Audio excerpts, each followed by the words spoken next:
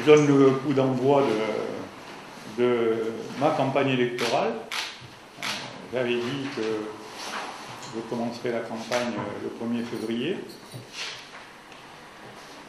avec un petit laps de temps, puisque je présente le débat d'orientation budgétaire le 5, et donc je voulais inaugurer la permanence avant. Puis donc, j'ai été suspendu aussi à la décision de Jean-Paul Alby, puisque j'avais bien dit que cette décision de continuer ou d'arrêter, elle lui appartenait, que j'étais tout à fait ouvert. Et donc aujourd'hui, je suis en train de travailler sur la composition de la liste, avec les petites modifications à faire, avec des réflexions un peu plus globales, parce que il y a un élément très très fort, c'est que la personnalité de Jean-Paul Alby était une personnalité très importante, et donc aujourd'hui, je dois faire son lui.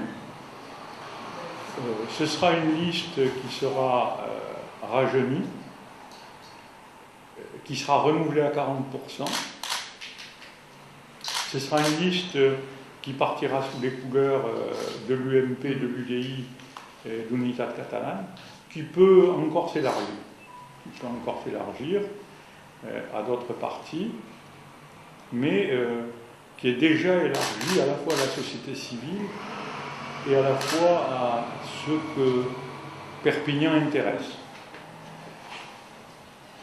C'est-à-dire que je veux faire une liste qui ressemble aux Perpignanais, une liste pour les Perpignanais, et donc une liste ouverte à la société civile et à ceux qui veulent me rejoindre, d'une manière très très claire, parce que la réunion de tous vaut engagement sur l'ensemble des propositions que je fais aux Perpignanais. C'est donc un contrat que je passe avec notamment tous ceux qui vont me rejoindre. Ce contrat va tourner autour de plusieurs thèmes.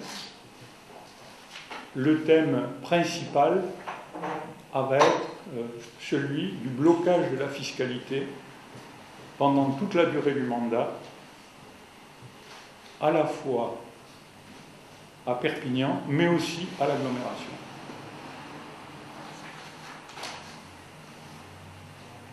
Priorité au blocage de la fiscalité. Le deuxième élément que je vais développer pendant ma campagne, ça va être la sécurité. Nous avions pris des engagements de parvenir à la fin du mandat à 150 caméras de vidéoprotection. On en est à 161. On va passer à 300 à la fin du mandat. J'avais augmenté la police municipale dans les 2 dernières années de 30 agents formés et la création d'une unité mobile d'intervention rapide. Je vais augmenter sur la durée du mandat cette police de 60 éléments.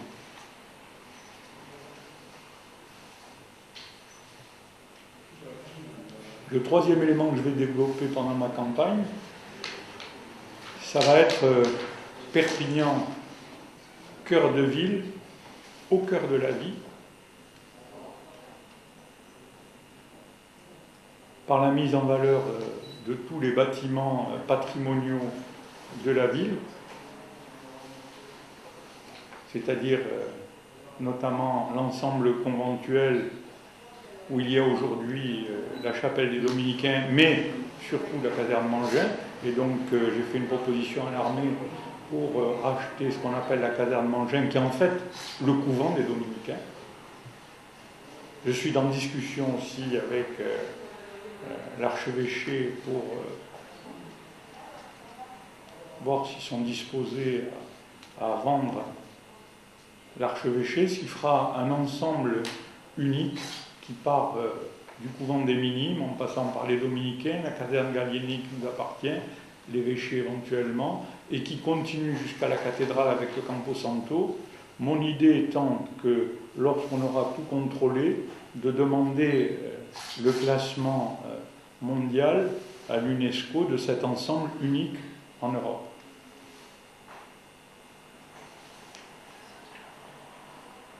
Je propose aussi, dans ce cœur de ville, que sur la dalle Arago, où nous avions proposé à l'État d'y installer le palais de justice, ce que l'État avait refusé d'ailleurs, et nous disposons de 14 800 mètres carrés de surface constructible, d'y installer une unité de la faculté de droit de Perpignan.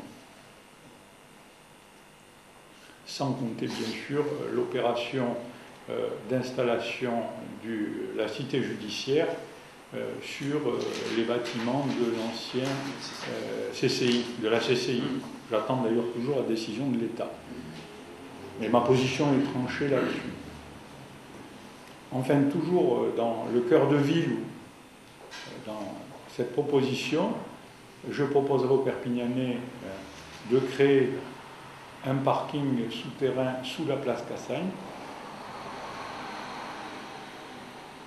l'extension du parking Jean-T-Violet, je suis en cours de négociation avec les opérateurs, et la création d'un parking de surface sur notamment l'ancienne gare des Cars qui se trouve à côté du théâtre de l'Archipel. Voilà pour le Perpignan cœur de ville. Ensuite, je proposerai de continuer l'installation des équipements sportifs sur l'ensemble du territoire comme on l'a déjà fait, puisque j'ai voulu faire des stades dans les quartiers, comme à Bernay-Salang qui est en cours de finition, comme à Clodion, parce que je veux continuer à mener une action très forte dans les quartiers, à la fois autour des centres sociaux, mais aussi par de l'activité, à la fois de l'activité sportive pour les jeunes, et puis une activité de jardins familiaux, puisque nous développons ça, on l'a développé à Clodion, on va inaugurer bientôt les jardins familiaux, notamment du parc Mayol, de manière à reconquérir l'ensemble des quartiers en étant présent et en développant les activités. Je proposerai aussi aux Perpignanais de créer à l'emplacement du Mas Cazenove, qui est contrôlé aujourd'hui par la ville puisque l'assiette foncière est contrôlée, une grande salle dédiée au basket, au volley et au handball avec 2 à 3 000 spectateurs. C'est un équipement qui manque à la ville.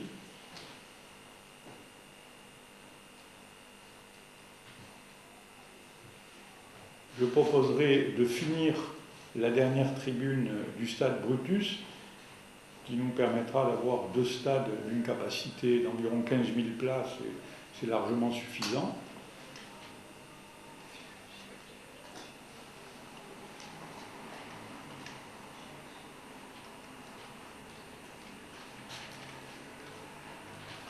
Et l'axe principal de toute ma campagne va être Perpignan, une destination. Aujourd'hui, Perpignan doit devenir une destination. Ça a été un lieu de passage depuis la nuit des temps. Aujourd'hui, avec le lien du train à grande vitesse qui nous met à 50 minutes de Barcelone, à 3 heures de Madrid, nous avons enfin une ouverture véritable vers le sud, vers 60 millions d'habitants et plus vers le Maghreb. Et donc l'ensemble de ma politique économique que j'avais commencé, ça va être de tourner Perpignan vers l'espace économique catalan et espagnol. Car je crois que c'est là que se retrouve l'avenir de Perpignan, avec notamment la proximité exceptionnelle d'une ville-monde et de la seule ville-monde de Méditerranée, Barcelone.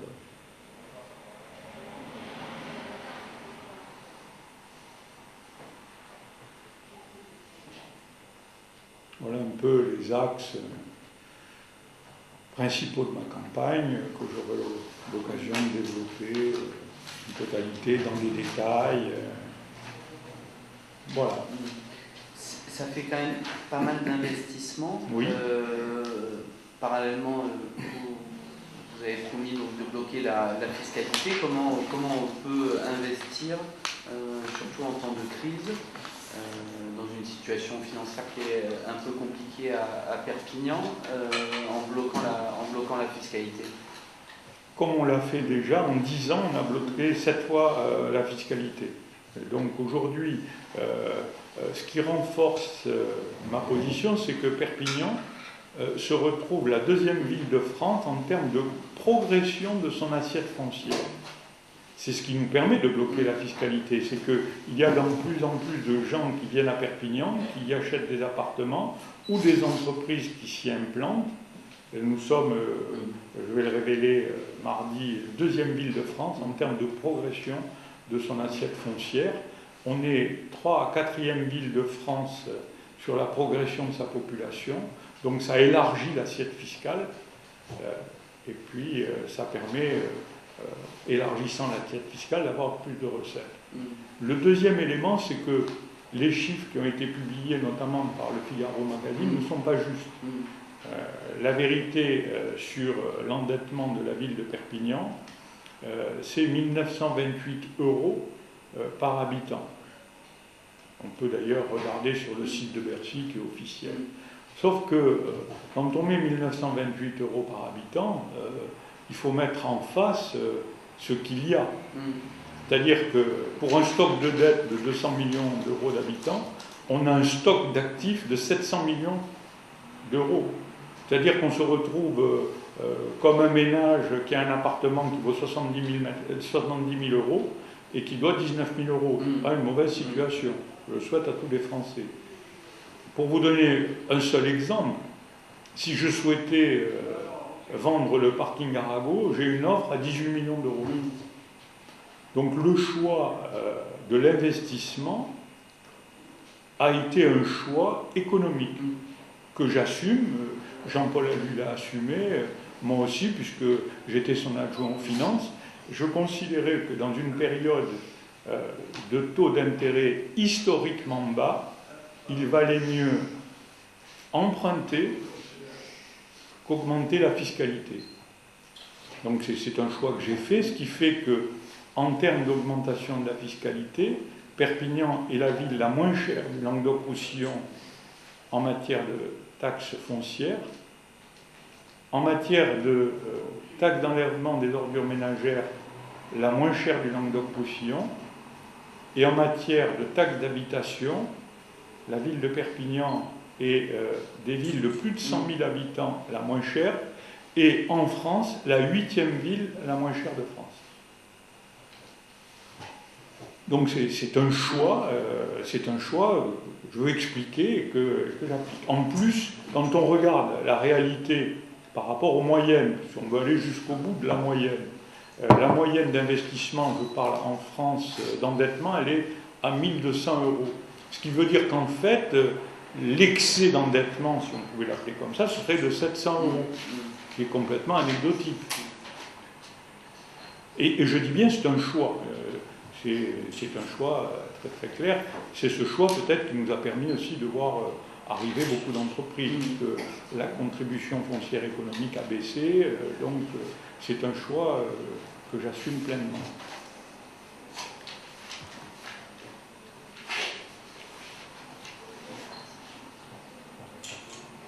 Quand au début de votre intervention sur la composition de la liste, vous avez dit que d'autres partis pourraient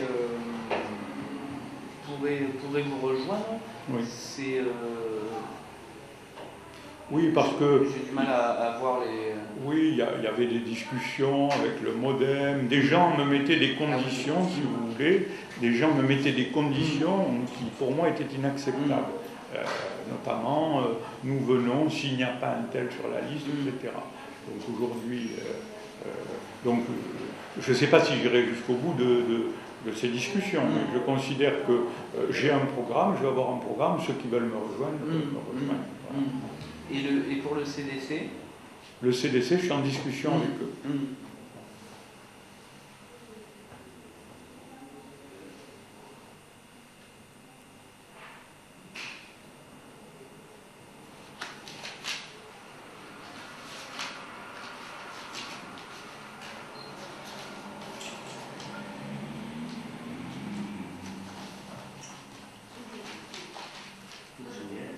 était complet. Oui, oui.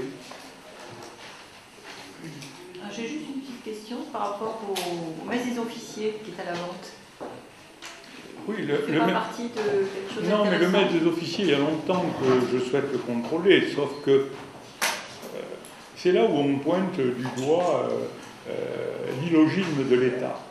L'État me propose 1 600 000 € pour le maître des officiers. J'ai fait envoyer mes services pour aller voir là-dedans. Il y a 900 000 € pour le mettre aux normes. C'est trop cher. Moi, le maître des officiers, ça vaut, on en parlait tout à l'heure sur l'immobilier, ça vaut 900 000, 1 million d'euros.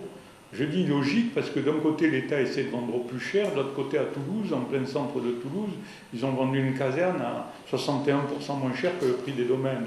Il y a un illogisme là-dessus qui me paraît fou. Aujourd'hui, il faut bien se rendre compte qu'à la crise économique est en train d'ajouter une crise immobilière et qu'à partir de là, les choses ont un prix et qui n'est pas un prix complètement anormal. Il faut derrière une location ou un prix ou un crédit qu'on achète, il faut avoir d'abord la capacité de le rembourser et ensuite il y a un juste prix. Aujourd'hui, ce juste prix, on a vu ce qui s'est passé aux États-Unis avec l'effondrement des subprimes, c'est parce qu'on a surévalué l'immobilier. Il faut tenir compte du revenu moyen des Français pour savoir s'ils sont capables de payer un loyer ou un crédit. Et d'ailleurs, sur l'endettement de la ville, on a une capacité de remboursement de la dette de 9,1 années, qui est considérée par tous les experts financiers comme étant une bonne mesure. Mais ça a diminué, hein. Oui, mais pas beaucoup. Ça a diminué, mais objectivement pas beaucoup. En revanche, je sais qu'à partir de 2017, j'ai eu une tombée complète des emprunts.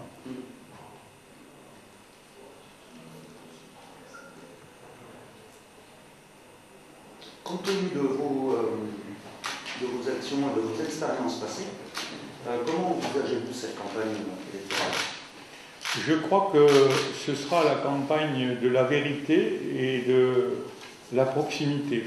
Je crois que les Français sont lassés par les fausses promesses et par les mensonges. C'est une époque où ça faisait rire tout le monde de dire les promesses n'engagent que ceux qui les croient. Moi, je ne fais pas partie de ces gens-là.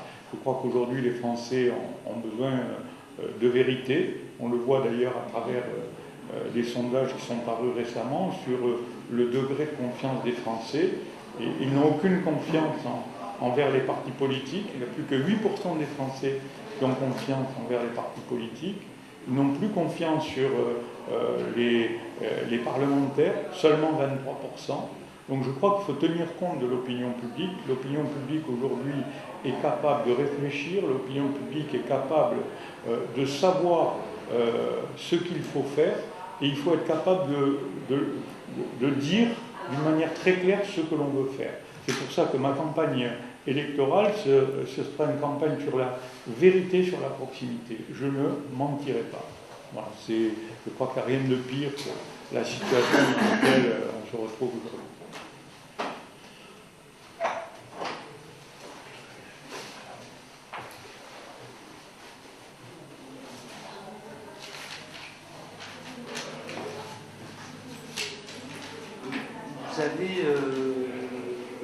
Vous avez avancé sur votre président de comité de soutien, notamment la place de Jean-Paul Alduy dans la campagne. Jean-Paul Alduy sera à mes côtés dans la campagne sur son scooter jaune, sillonnant tout Perpignan, et il sera bien sûr aussi dans mon comité de soutien. D'accord. Il y aura un président du comité de soutien, non? Pas forcément? Peut-être pas. D'accord. Je veux inscrire tout ce que je veux faire dans une démarche collective. La notion d'équipe pour moi est importante, et donc je vais inscrire la totalité de ma démarche dans une notion d'équipe. Je ne suis pas un homme providentiel et je ne crois pas aux hommes providentiels. En revanche, je serai très très offensif sur mes concurrents.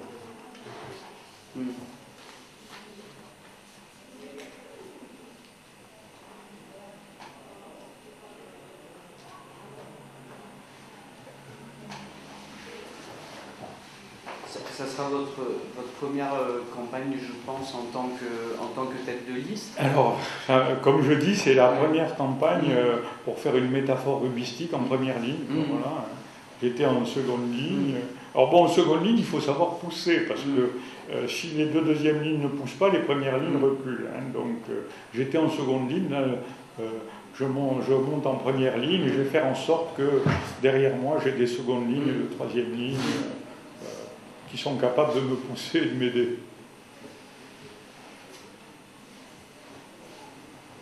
Mais sur ça, vous n'avez pas de crainte, pas de... en plus, vous avez dit que ça sera si vous êtes élu, votre dernier mandat, hein, c'est ça? Tout à fait. Donc ça sera peut-être votre seul... Oui. Vous savez, j'ai une conception, moi je suis là pour servir les Perpignanais. J'ai la chance d'avoir des enfants très distanciés qui ont l'habitude de me dire, mais écoute, quand je suis fatigué, c'est toi qui choisis, et personne ne t'oblige à te présenter à une élection. Donc je suis là parce que ça me plaît de travailler au service des autres. Mais bon, j'ai pas fait carrière là-dedans, j'ai jamais voulu cumuler les mandats, on m'en a proposé 50, parce que je voulais avoir à la fois une activité professionnelle et une activité d'accompagnement. Et donc à partir de là, non, ça me plaît de faire les choses, ça me plaît de servir, je suis vraiment dans cet axe-là. Donc je crains rien. Je fais une équipe, on va devant les Perpignanais, on leur explique, et on a la chance de vivre dans un pays libre, dont personne ne se rend compte de cette chance extraordinaire, et donc à partir de là, les gens se déterminent.